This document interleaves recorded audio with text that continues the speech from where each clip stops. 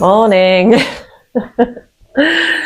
Oh, I slept better than I expected, actually, with that. I think by the time I got in bed, the day had caught up to me. So I just crashed. I was absolutely exhausted, and I started shivering as well. So I think my whole system was just like so done with everything that had happened.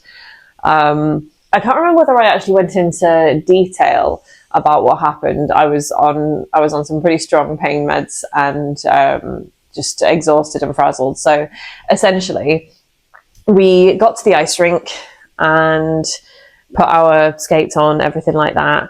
Got on the ice, and I have done ice skating before. I went a couple of times as a kid and really liked it. And I wasn't like amazing at it, but I could hold my own. Like I could skate around. I didn't need to hold on to anything, and I could go kind of fast. Now I haven't been in a few years, so I knew full well I wouldn't just be able to step on and go. But it took me a little bit, and I was holding on to the side, and then I started to kind of remember the technique and everything. And I was going around quite happily without holding on to anything. I kept catching the front of my skates though, like the pick at the front, and that was where anytime I stumbled, it was because I caught the front.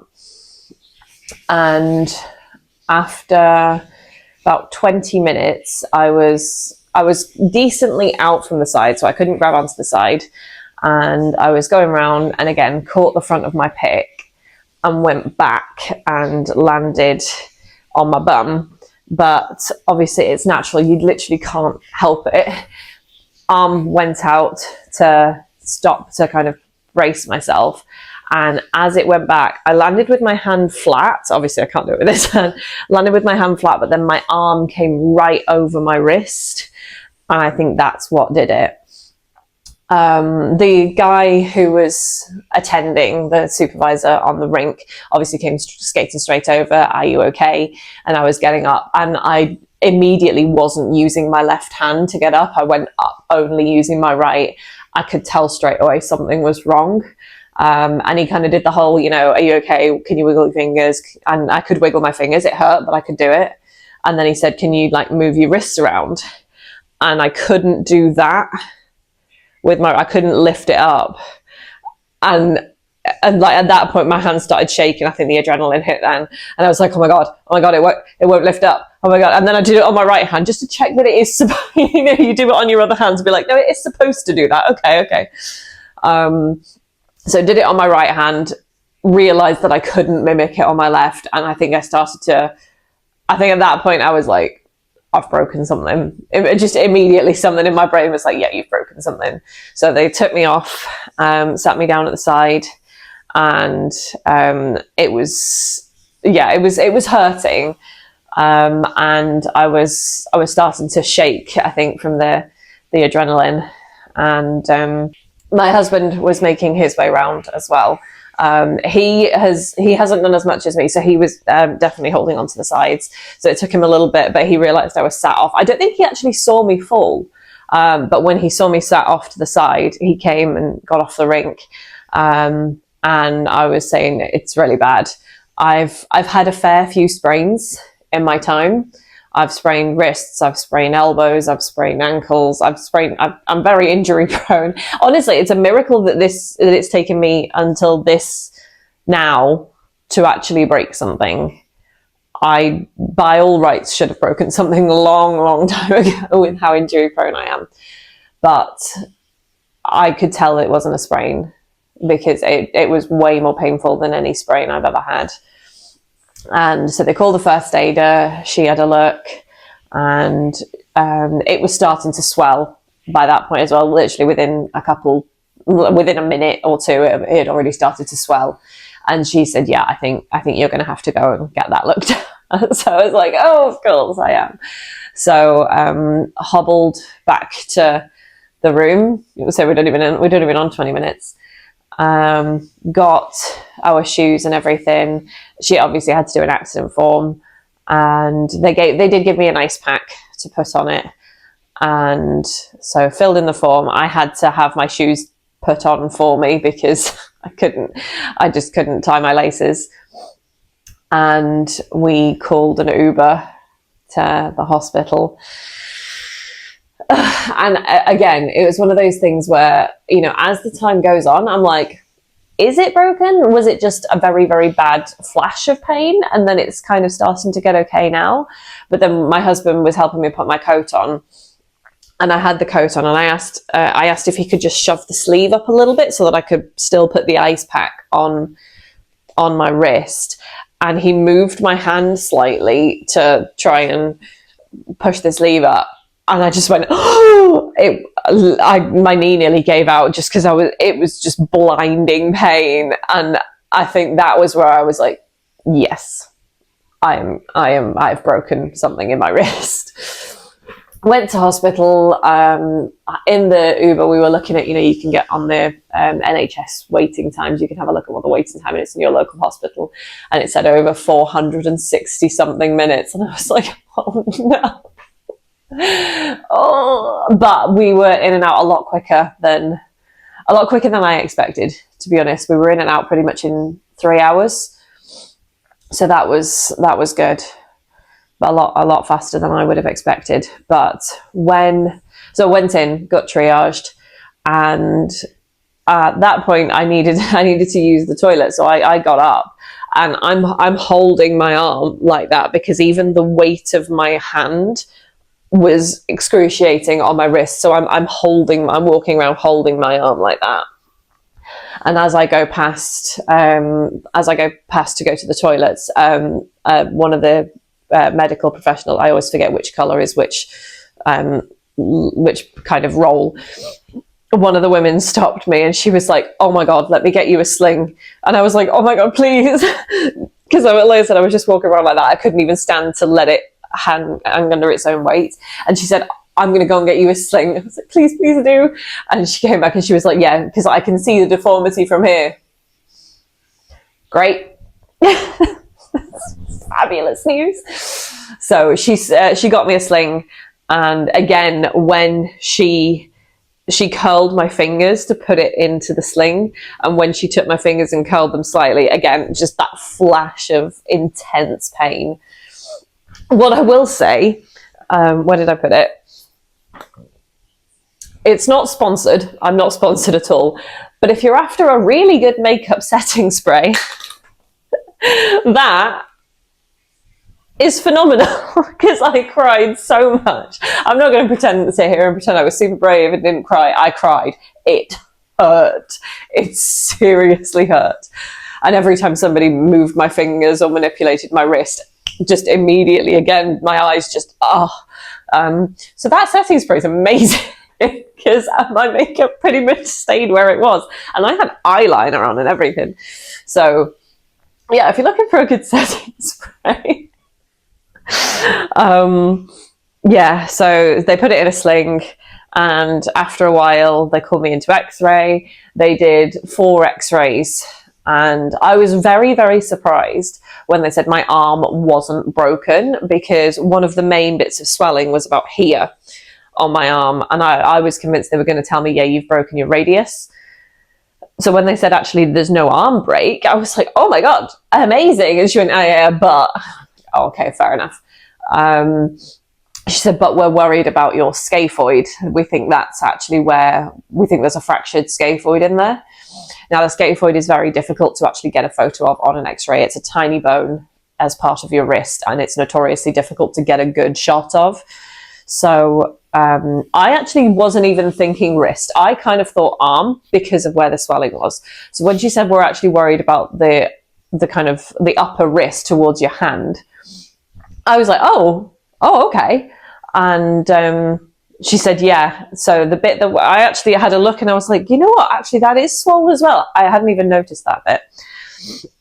So she said, yeah. So the scaphoid is here. And then she pressed down, and I went,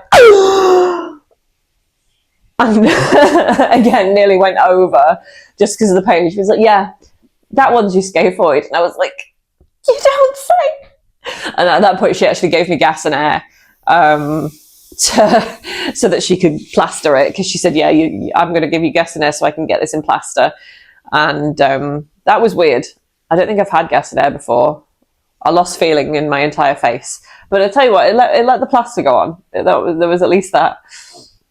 And at that point, she sent me off. So I do have to go back to hospital when we go home. I've been told to go in on Monday because apparently the scaphoid fracture, it can appear on an X-ray, but it can take a few days to actually become visible. So I've been told to go to hospital when I go home, and that they will likely want to re-X-ray it and have a look, and then decide about whether it needs to be in a permanent plaster. Well, not permanent, but like a long-term plaster. So this one, I imagine they'll probably take this off to do the X-ray. But she said I'll probably have to be in at least this kind of plaster for 3 weeks with sling. Oh, I just feel so bad. It was my husband's birthday, and I thought it would be a really nice, cute activity for us to do on his birthday. I'm very glad that we weren't in the emergency room for a long time, and we still got to enjoy some of the day. But bless him, he's been running around taking care of everything. He like putting my jewelry on, helping me. Like he went to Tim Hortons for breakfast, and he got me some pancakes and then cut them up for me. Oh, but no, bless him, he's being incredibly helpful with everything, running around opening all the doors for me and everything like that. So he's a good one. He is a good one. But yes, so I am discovering how good I am at single-handedness. The answer is not great. Turns out I use my left hand for a lot of stuff. A lot more than I expected. Just little things like when I was doing my makeup, I always use my left hand as a palette. I kind of put all the stuff on my left hand and then brush it in, and nope, can't do that. I didn't realize how much I use my left hand for things. Well, that's a fun discovery that I guess I'm going to be, a fun journey of discovery I'll be going on in the next 3 weeks. I can't drive. I've been told I can't drive, which is a little annoying because it's December, it's Christmas, visits are planned, things like that. So might have to rethink a couple things because I can't drive with plaster on. I can still work. At least there's that. I can still do some lessons because at least my right hand is free. I can write, I can type, albeit slowly. I can type with one hand. Yeah, so this is going to be fun. I was kind of thinking last night, I think I will still be able to do some crafting. Because when I knit, I'm primarily right-handed. My left hand kind of just holds the needle. So as long as, once it heals to the point where it's not really painful to use my thumb, I can probably do some knitting. Crochet might be a bit too much because I actually use my left hand to tension the yarn when I crochet. So I think crochet's off the cards for a little bit.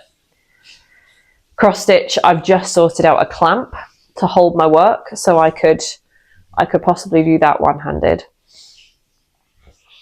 We will just have to see, I guess. I'm not going to be doing any knitting for the rest of this trip, I don't think. It's too fresh. I'm gonna leave it and just let it rest a little bit. Fun times. But I am going to do my Advent, and then we have plans with friends this afternoon. We were planning on going to a board game cafe. We're still going to go. Obviously, there may be some parts I do and don't take part with, but we are board game cafeing this afternoon with some friends of ours. So at least that will still be an option. But let's do my Advent, and I need to stop trying to do things with my left hand. Let's do my Advent and see where we're going.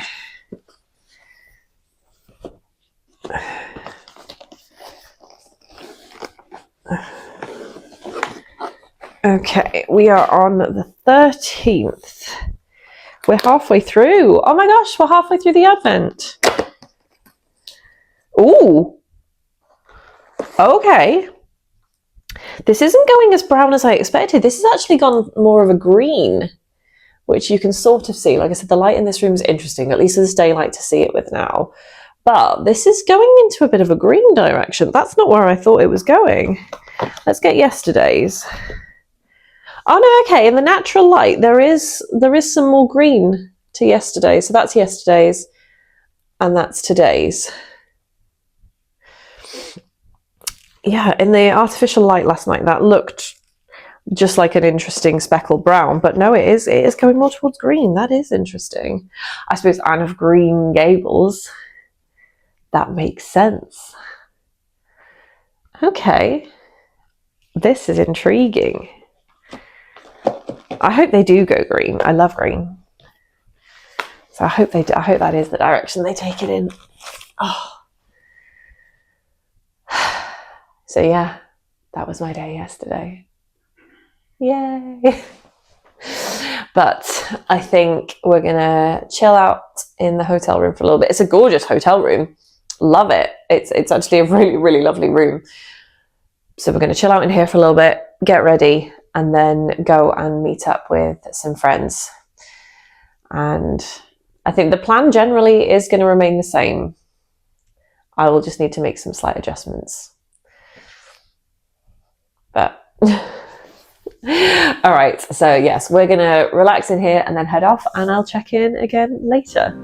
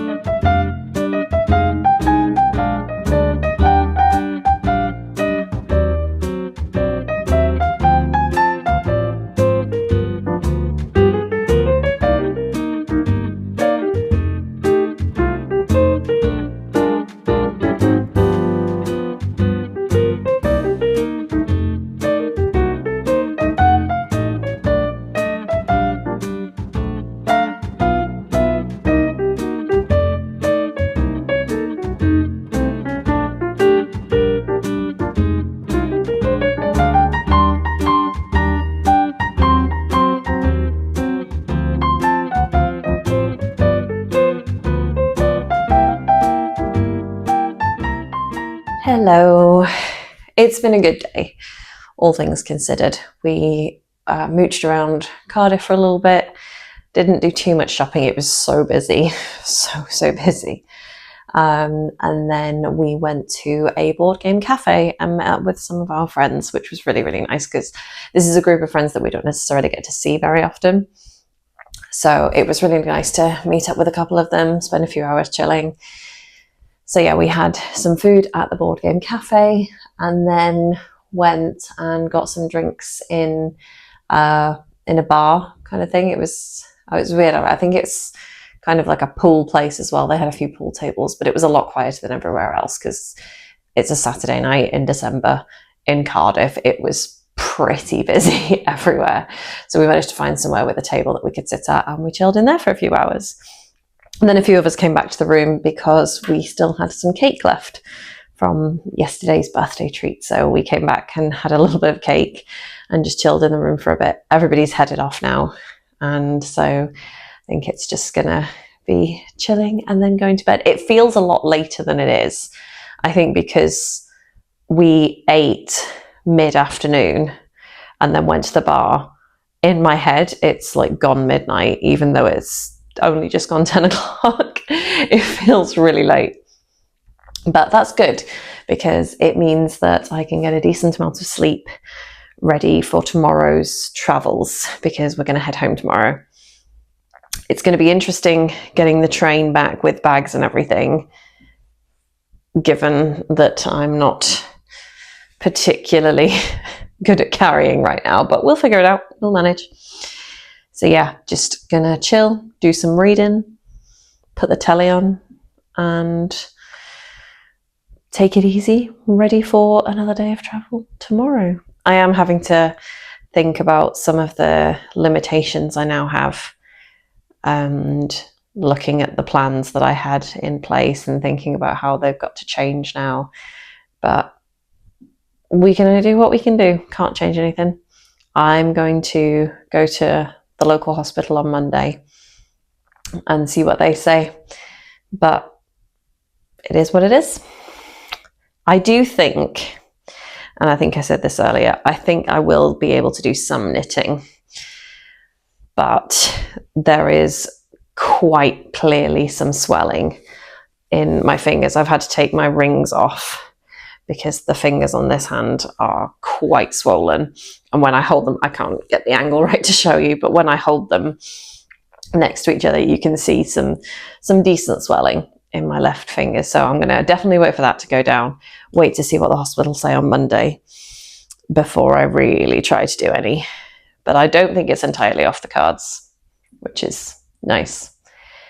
So yeah, I'm gonna go and start relaxing. I'll see you tomorrow. I read 2 chapters this evening. Diana is invited to tea with tragic results and a new interest in life. Marilla allows Anne to invite Diana for tea, and Anne is incredibly excited. Marilla tells her that she can serve the raspberry cordial in the pantry. And when Diana arrives, Anne grabs the bottle she finds in the pantry and pours some for Diana. But Anne doesn't want any herself just yet. Diana says it's very lovely and has 3 large glasses full. After a little bit, Diana starts to feel unwell and needs to go home, so Anne takes her home. But a couple of days later, Anne is devastated to discover that Diana's mother is furious with Anne for getting Diana very drunk. Marilla checks the pantry and sees that the raspberry cordial isn't in there, but the 3-year-old currant wine was, and Marilla realizes the mistake. Diana's mother has forbidden her from speaking to or playing with Anne, and Marilla goes over to try and explain what's happened and assure her that it was an accident, but Mrs. Barry will not budge. Anne and Diana are both devastated and say a heartbroken goodbye to each other. This motivates Anne to return to school, though, which Marilla is fairly relieved about. She vows to go back and throw herself into her learning, which she does, earning herself a promotion into the next class. Everyone at school is very glad to see her return, including Gilbert, who Anne is still resolutely ignoring. Gilbert also gets promoted to the next class, and he and Anne are consistently scoring top marks, though Anne is taking this competition in a far less relaxed manner than Gilbert is.